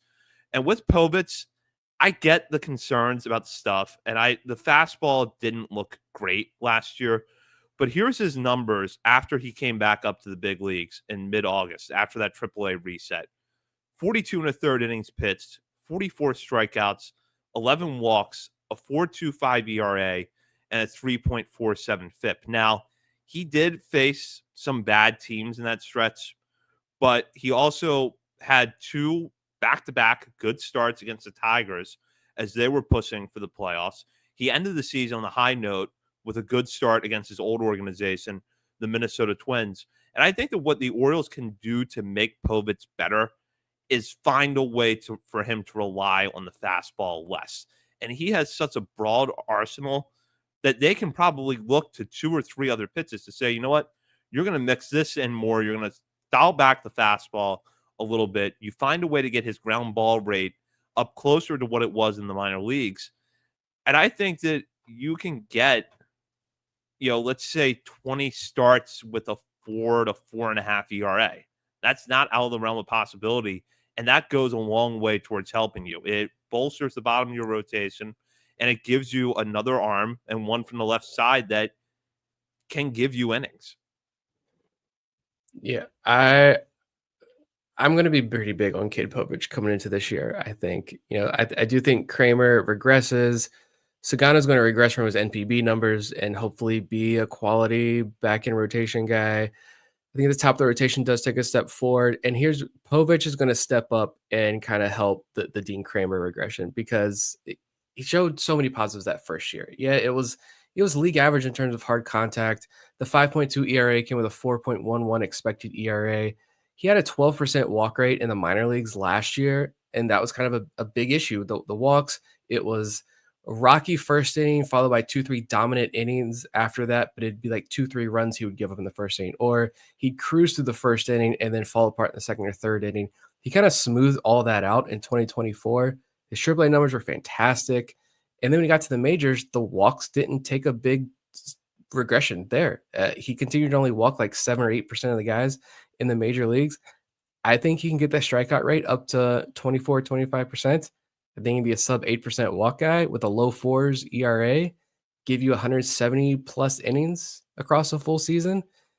I really enjoy listening to people like Saris dump on Povich like every chance he gets, and then Povich goes out and shoves. Like he ditched the cutter at the end of last season and tinkered with his pitch mix, and that's what led to a lot of those numbers that you guys have rattled off. Fantastic into the season. He's not going to be that elite across a full season, but I think the organization clearly identified some changes that needed to be made. Povich successfully implemented those changes, and I think if the rotation stays as is, again, we're not forecasting trades or anything. If it stays as is, I think Povich is in the rotation. And he's a pretty strong, like, number 4 guy in this rotation. That's going to be kind of my bolder take here early on. I like it, and I think I agree. And I'm saying this, I'm not anti-Povich, but even when he was coming up, I did kind of have to, like, force myself to be positive at times about Povich. I've just always kind of expected him to blow up and not become who he is, despite the Orioles have had many signs over the last few years that they clearly view him differently than the rest of the league. And he is starting to show signs of proving them right. So I'm enjoying it. I'll go now to a player that I think is probably going to be talked about a lot for perhaps the wrong reasons going into this year, and that's Trevor Rogers. Rogers broke out in a big way in his rookie season with the Marlins in 2021, but then has kind of tailed off since then, largely because of injuries. The Orioles trade for him last year at the deadline, sending Connor Norby and Kyle Stowers to Miami. Rogers comes over to Baltimore, struggles mightily after the trade, and is sent down to AAA. He remains in the organization, and he has options, but there doesn't seem to be a clearly defined role for him going into 2025. Is he going to be in the major league rotation? Is he going to be in the major league bullpen? Is he going to be in the AAA rotation? That kind of feels like an open question right now. Now, Andy Koska over at the Baltimore Banner had a really good piece about Rodgers earlier this offseason, and some of the adjustments that he's looking to make to get his fastball velocity back up a little bit going into this season, all of those things could help him get back on track in some form. But at the same time, it's hard to look at Rodgers' track record in the last few years and feel really optimistic about how things are going to go for him next year. So with that in mind, when Trevor Rodgers is in the major leagues, what is the role going to be, and what are we going to see from him? Are we going to see him bounce back, or are the troubles that he had last year after the trade going to carry over into this season? I want to preface what I'm about to say with I understand these guys are not the same type of pitchers at all, but I see 2025 Trevor Rogers being basically the 2023 version of Cole Irvin, where he's got options, so he can hide in AAA when you don't need him, but when you need him, if he's performing, I think he'll get like 10 to 12 starts for the Orioles in 2025, and I think he'll, maybe if he doesn't get the velocity back and he doesn't, like, that upside is there, but if it doesn't happen, he could still be a guy that is going to give you some 10 to 12 starts. Like I said, could work out of the bullpen if you need him to, as a long man, doubleheader days. Like, I think he's a versatile guy that's valuable just to, even if he doesn't make it all the way back to his potential, and I think the Orioles think that he can, I think he'll be a guy that's just going to eat innings, about 4.5 ERA, somewhere around that, and give you some value. So not like I don't think he's going to break all the way out and be the Trevor Rogers that his rookie season showed he could be. But I think he is a valuable arm, and disappointed as you could be about that trade, sending Connor Norby and Kyle Stowers for Trevor Rogers. I think he's got a role in this team. He's kind of like a harder throwing Cole Irvin. If that makes you depressed, so be it. But I think that's kind of what it is for now. If I have to hear one more time how the Orioles gave up so much for Trevor Rogers, I'm going to flip my computer. They gave up a league average second baseman and a quad A outfielder. And if Rogers is that type of player that Bob just mentioned, I think you call that a success. Like, I kind of agree. I was saying like maybe around 15 starts in the major leagues, we see him, and kind of in a versatile, different way, as long as the arsenal takes a step forward. He's got the more velo, and he can fix the back issues. We know that was an issue as well, but it seems like he's been at Driveline. He's working with the Orioles and Driveline to identify some real changes, like the lower body strength, I think he mentioned, was a big issue, and that was maybe leading to decreased velocity. Having his lower body wasn't as strong as it should have been. So hopefully you get there. The Orioles already started working with him, like changing up the workout routine to hopefully address the back issue. If all that does help and he can stay healthy and he gets some velo back, he's already been working with Forrest Herman this offseason, where they've developed a brand new cutter that he's going to add in spring, he said. You look at the end, he ended the year in Norfolk with a 2.95 ERA, 23 strikeouts, 5 walks in just 3 starts. That's a pretty positive way to end the season. He's like top 3 for me as far as guys I am most anxious to watch this spring, honestly. And I'm not going to let spring training, I'm going to be super critical of Rogers throughout spring training. I'm not going to let one good outing sway my opinion here of him, because we know how misleading a lot of those spring performances can be. But I'm excited to kind of dive into his spring data, as long as he's at the Statcast Parks. Dive into that and see what it looks like, and see if we can see a better version of Trevor Rogers in 2025. But I'm cautiously optimistic, I'll say. I agree with what Bob said. I think he's going to kind of establish himself as an up and down starter who, at the end of the year, you're glad that the Orioles had around as depth option, even if he never really emerges as a legitimate rotation piece during the season. I don't think he's going to make the opening day roster unless there are a couple of injuries. So I think he's going to start the year in Norfolk's rotation, and he'll be up and down during the course of the year. And the numbers will be okay. They're not going to be eye-popping, but they're going to be fine. I think what really will be interesting, though, here's a curve I'm going to throw into this. I think that the Orioles will have Rodgers in the bullpen the final month of the season with an eye on a move to a relief role in 2026. He's not a free agent until after the 26th season, at least as he's on that track right now. So the Orioles have 2 more seasons of Rodgers to try to figure something out. And if they like the direction that things are going with his arsenal and they feel like there is a role for him in the bullpen, I think we see him in the bullpen the final month of the year. And we're going into 2026 talking about him as a good arm to have in a relief role. Speaking of pitchers in that mold, I'll go now to Albert Suarez, who was one of the best stories of the 2024 season. Coming in seemingly out of nowhere and becoming one of the Orioles' more valuable arms. Now, there are some troubling signs for him going into this season, mainly glaring first, second half splits. He did struggle in the second half, but overall, you look at what the Orioles got from Suarez last year: 133 innings with a 3.7 ERA and a 1.4 F4. Does Suarez maintain that pace this year? Does he find another gear, or does he regress? I think he regresses more. I think you caught lightning in a bottle, and it was fantastic, and it was a great story, and he was a tremendous asset to this organization in 2024. But I don't. If he makes the roster, and the Orioles think he can be valuable out of the bullpen, give it a go, sure. But yeah, the numbers, the first half, second half numbers, hard hit rate skyrocketed, home runs skyrocketed, ERA like doubled. It's tough, I think, to see Suarez kind of recapturing that magic in 2025. Completely agree. I loved the Albert Suarez story in 2024. Like Nick said, you caught lightning in a bottle. You scouted it. You saw the potential, and he reached it. Probably his 90th plus percentile outcome. So be happy with that. I have a hard time seeing where he fits on the roster at all, which is tough to say after the season he had. I would hope maybe he's a spring training trade with another team that could use some innings or a versatile arm like him. But yeah, I think regression.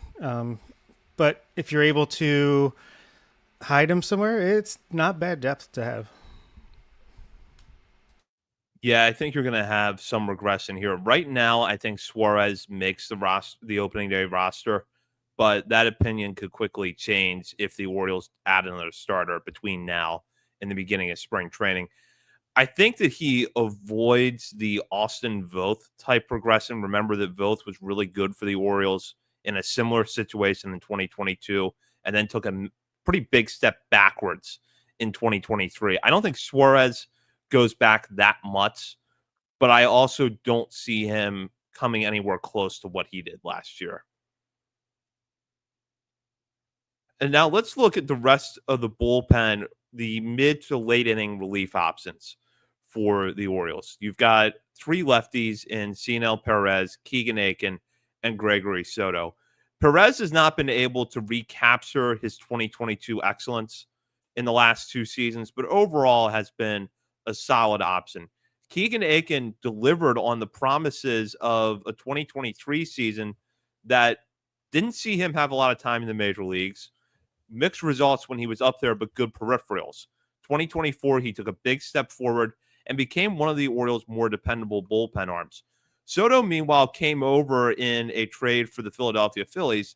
And if you want to talk about giving up too much in a trade, that was perhaps it when the Orioles dealt Moises Chase and Seth Johnson to get Soto. And the early returns were not good. But after a couple of rough outings, Soto settled in and was pretty good for the Orioles over the final month of the season.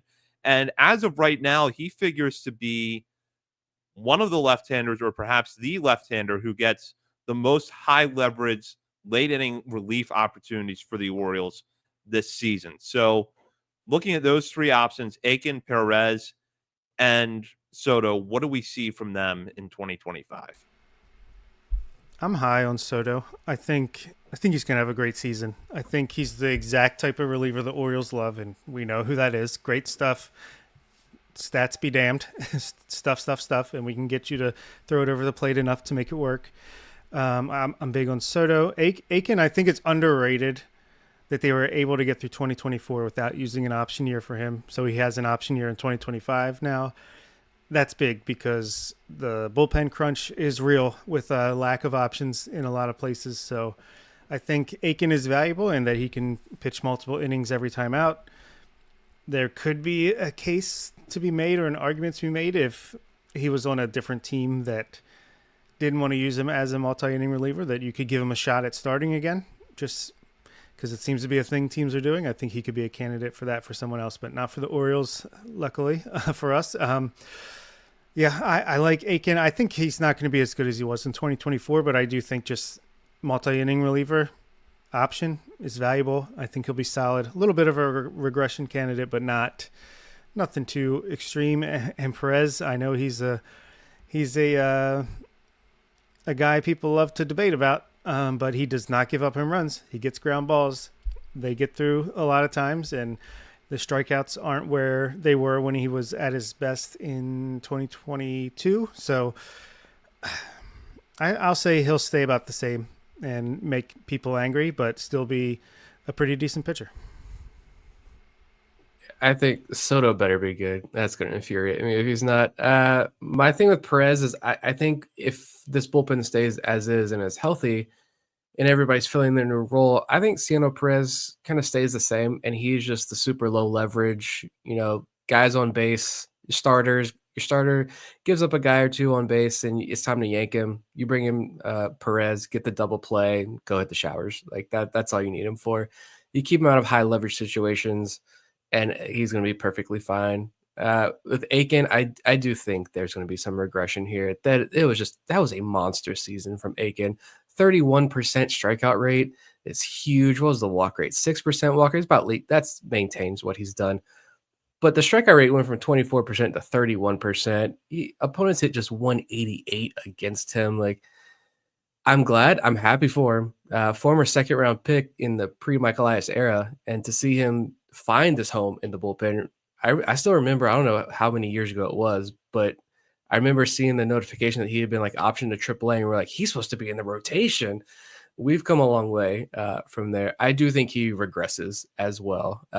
And he's still effective, but he's not pitching as well as he was last year. And you're fine with, if you need to send him down to AAA for a couple of weeks while things shake out, you're okay with that. No one's freaking out about sending Keegan Aiken down to AAA because he regresses a little bit to more, above league average. But does he regress his jersey number to 47 though?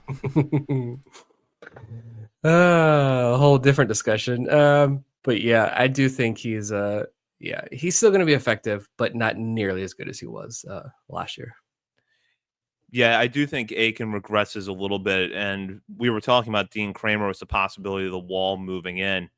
Last year, Aiken's home run to fly ball rate was 9.8%. He's always been a fly ball pitcher. That's never going to change. I do think he's going to be affected a little bit. Maybe not to the extent that Kramer is because he's not going to have as many innings, but you're going to see that number go up in the wrong direction. I think the strikeout rate will come down, but overall, you're still going to get good innings from Aiken. And again, with that option, you're going to be glad to have him around. Perez, I think we know who he is at this point, and I agree with Nick that the more low leverage situations you can put him in, the better. He's a ground ball specialist whose main thing is not giving up home runs. And you can feel comfortable putting him out there with runners on base in the middle innings and having him get a double play to get you out of the inning.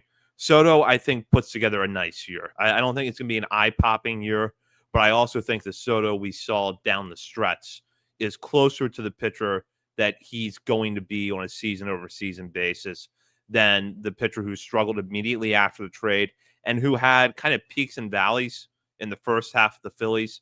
I think that overall Soto is going to give the Orioles fine production across the year. Now, we'll look at the right-handed pitchers. Sir Anthony Dominguez, the newly acquired Andrew Kittredge, and Yennier Cano. Dominguez was solid for the Orioles after coming over in a separate trade from the Phillies that sent Austin Hayes up to Philadelphia and managed to emerge as the Orioles closer when Craig Kimbrell completely melted down in the second half last year. With Felix Bautista, who we're going to talk about in a moment, coming back, Dominguez probably isn't going to have as many save opportunities this year, but could be a useful arm as the Orioles try to ease Bautista back into the closer's role. Kittredge, a veteran reliever coming over as a free agent, maybe he has not approached his best season, which I think was in 2021 with the Rays, in a while, but he still gives you good production year in and year out. And then with Cano, he followed up his All-Star 2023 season with a solid 2024, though it did seem like he was running out of gas a little bit in the second half, mostly because of a high workload. So what do we see from these three pitchers, Kittredge, Dominguez, and Cano in 2025? I think kind of what I talked about last week when we talked about Kittredge signing. It's Kittredge is going to allow it's going to allow Brandon Hyde in this organization to kind of play strategically more with the eighth inning.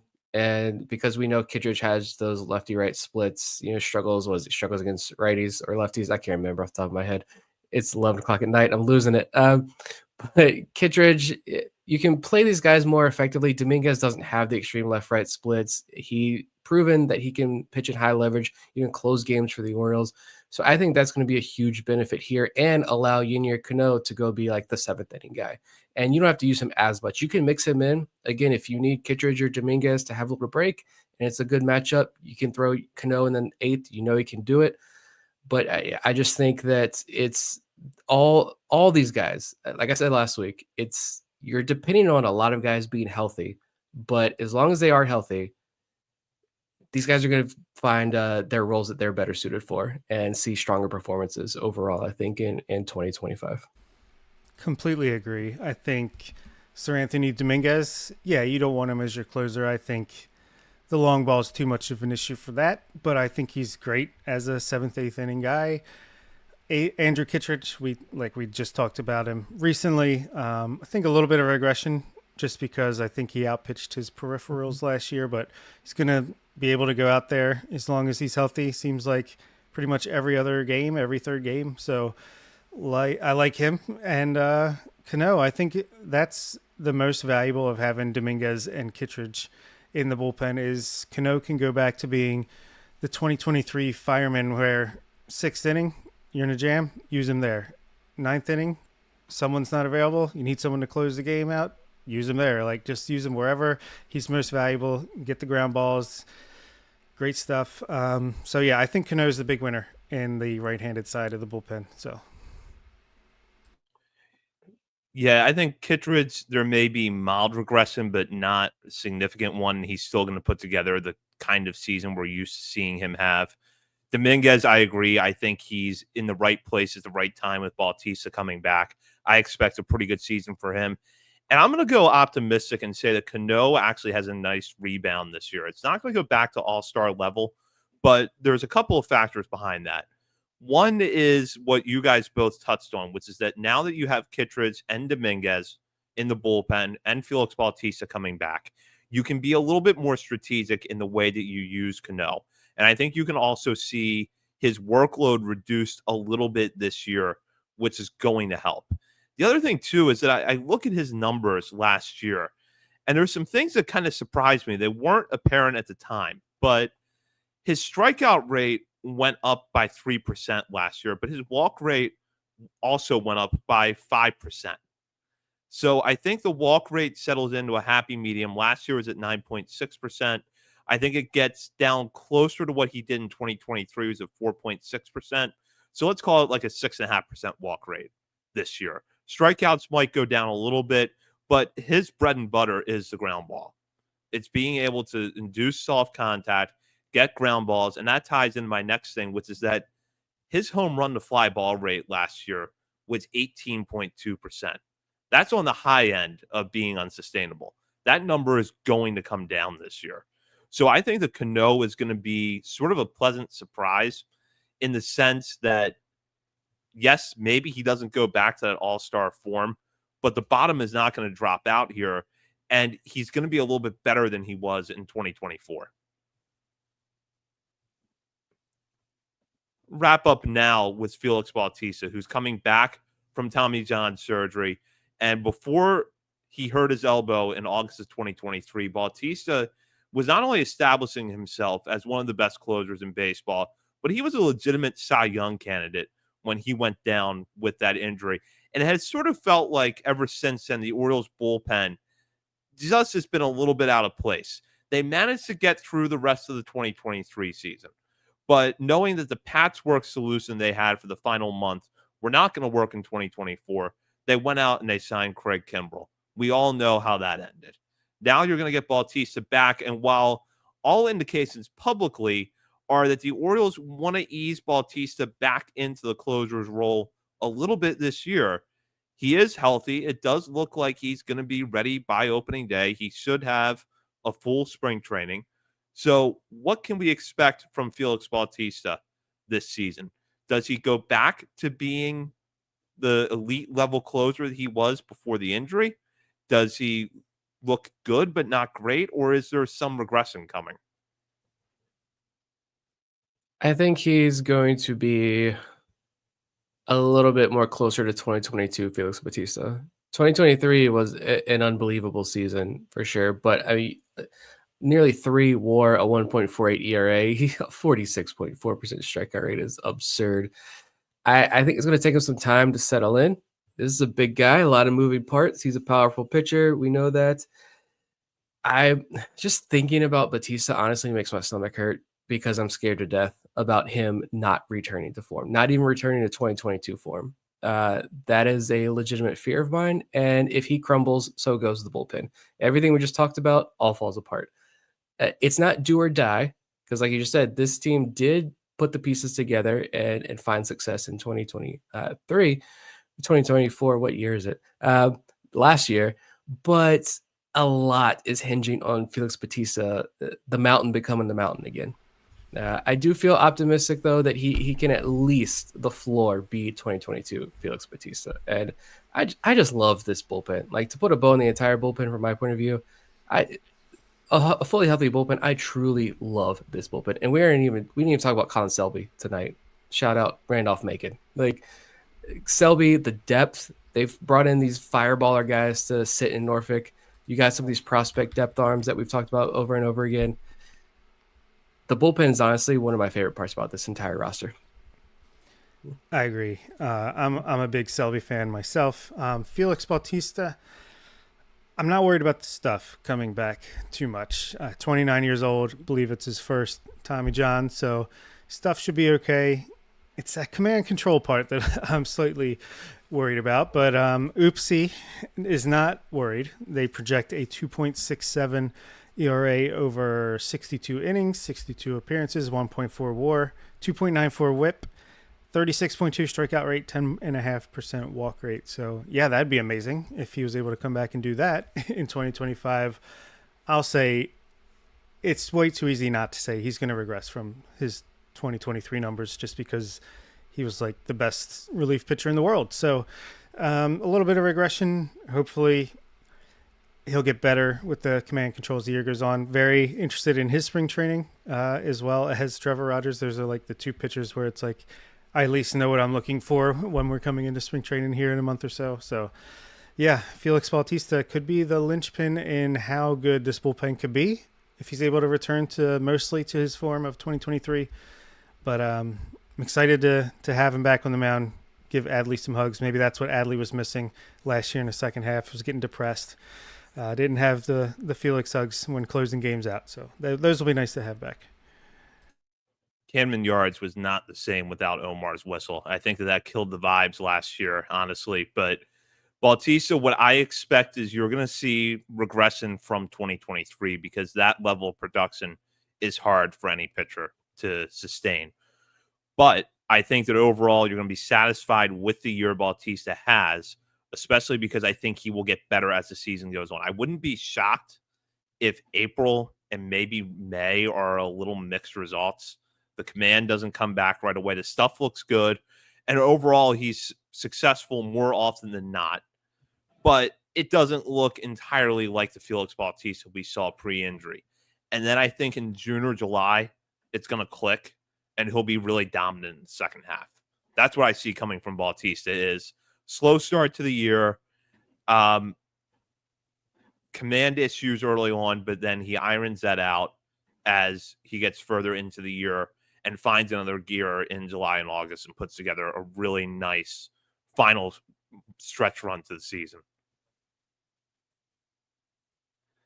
And with that, that does it for this look at the Orioles pitching staff. We've now taken a look not only at the pitching staff, but the position players earlier this week and forecasted the 2025 season.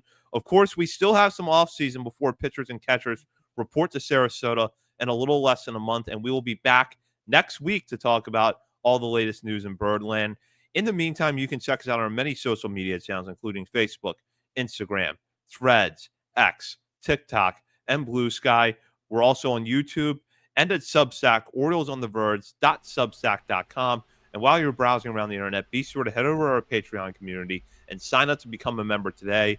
We are in the midst of our top 50 prospects countdown, and you can have access to all episodes in the top 50 countdown if you sign up at the $3, $5, or $10 level and become a paying member of our Patreon community. For Bob Phil and Nick Stevens, this is Zach Sped, and you've been listening to Orioles on the Verge, presented by BetOnline and part of the Believe Podcast Network. And if you're a young Orioles fan, we're on Twitch. Whatever that is. Correct. Go find us over there.